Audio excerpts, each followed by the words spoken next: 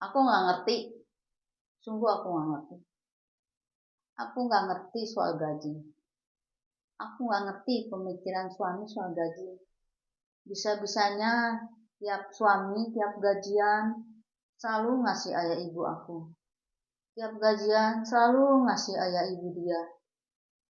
Apa sih dalam pemikiran suami?